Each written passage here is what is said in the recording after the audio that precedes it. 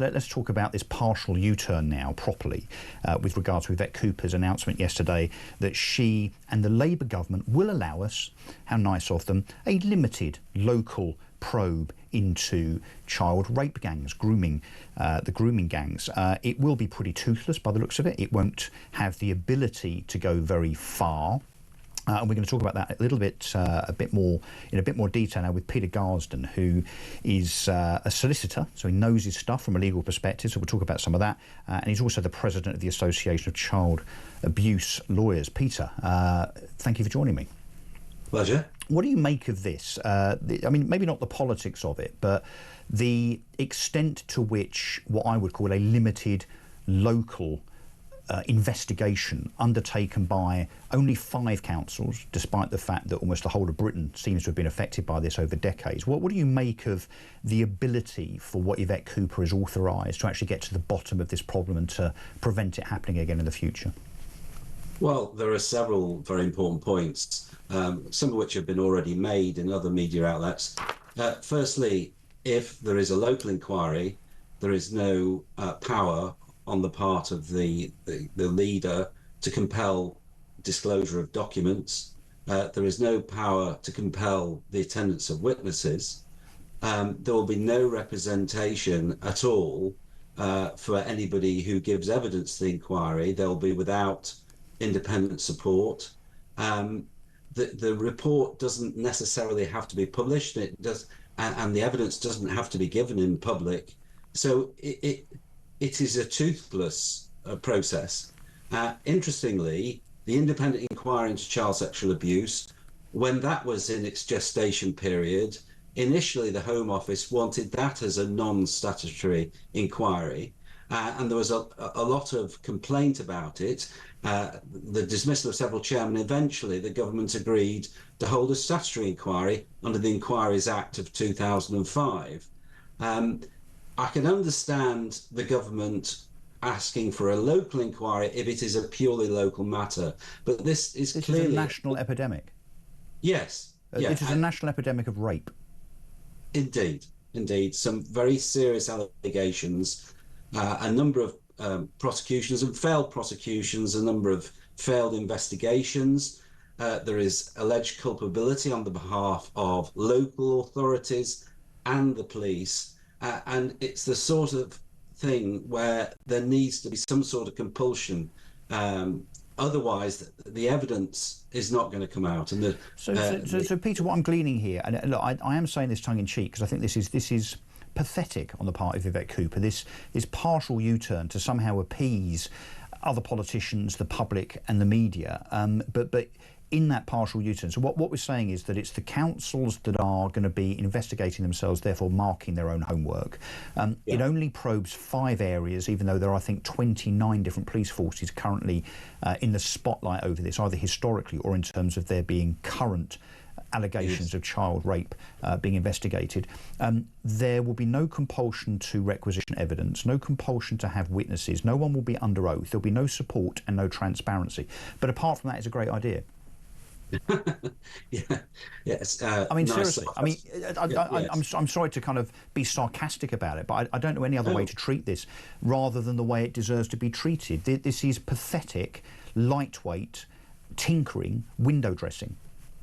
Absolutely. You only have to look at the attitude of Oldham Council, because this all started, if you remember, because Oldham Council asked for an independent inquiry because I think it was some councillors were alleging that other councillors were engaging in a cover-up exercise. So they wanted external manipulation or assistance from the Home Office, and they never got it.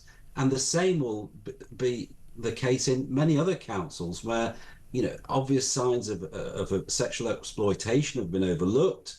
The police haven't investigated properly, allegations of corruption, etc. So it calls out for a statutory inquiry. I can only say that too loudly. Let me ask you a very tough question, one that I might get told off for. Do you think that there is a possibility that there are councillors and council officers that will be implicated as child rapists?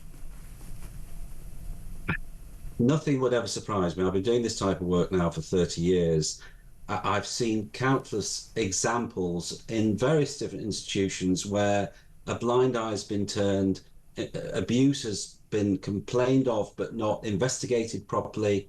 I know that I've seen a list of counsellors who've been prosecuted for child sexual offences. And how big is that list? I mean, if they've been prosecuted, it's fine to name them, by the way, but if they've been convicted, but how big is that list? How many people are on that list of convicted counsellors that have raped children? The list I saw ran to about 50, 60. 50, sorry, hang on, Peter. 50 or 60 counsellors? I mean, of all parties or just one? Of all parties. Of all parties. So 50 or 60 counsellors that have been not just had allegations thrown at them, but have been convicted of raping underage girls. Seriously? Yeah, yes. And where does that list come from? Because look, I should qualify here that obviously I haven't seen the list, we haven't seen the list, we don't know where that list is from, but just explain exactly the substance of where that list emanates from.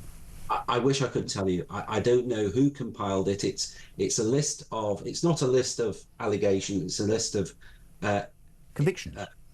Convictions, yes. So it's in the public domain, it's factual. I'm aghast. Peter, just wait there for a second. My colleague here, my friend Candice Holdsworth, is busting to ask something, I think, or to make a point. Yes, I wanted to ask you, some who will say that we don't need an inquiry. We've had loads of inquiries up until now. We just need to implement the findings of those. What would you say in response to that? Why do we need a new inquiry? Why have those other inquiries kind of been a bit less satisfactory? Sorry, you're asking me. Sorry. Yeah. The other inquiries, let's just deal with the independent inquiry into child sexual abuse. That dealt with a limited part of child sexual exploitation. It didn't cover all of it because there were 13 modules in the independent inquiry and child sexual exploitation was just one of them. So it didn't go into enough depth, though it did cover it. That's the last time it was looked at.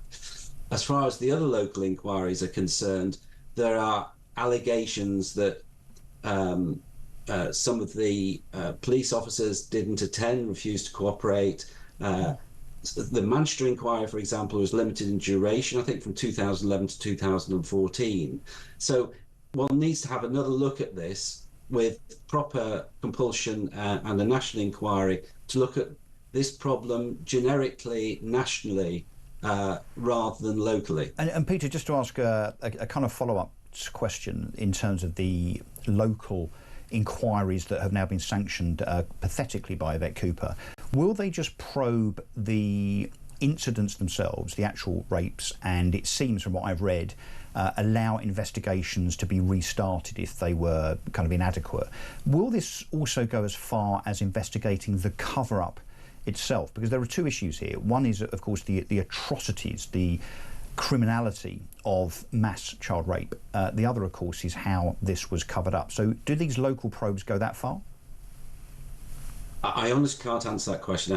The local inquiry is very much within the remit of the leader of the inquiry. The Telford inquiry, for example, was led by a KC, and it's up to him to decide what issues should be investigated. What the terms of reference? Well, I would suggest that there are two specific elements here. One is, of course, the criminality and bringing people to justice that have orchestrated the rape of our children, but also that those that sought to cover it up, whether they be counsellors, council officers, people in the police force or whoever, are also investigated, evidence gathered, brought to justice and imprisoned, because they are almost as bad. They're certainly enablers insofar as allowing this series of atrocities, this epidemic of child rape to carry on for years and years and years. Peter Garsden, look, thank you very much indeed for joining us. Thank you for your wisdom and your insight. We'll speak to you again soon.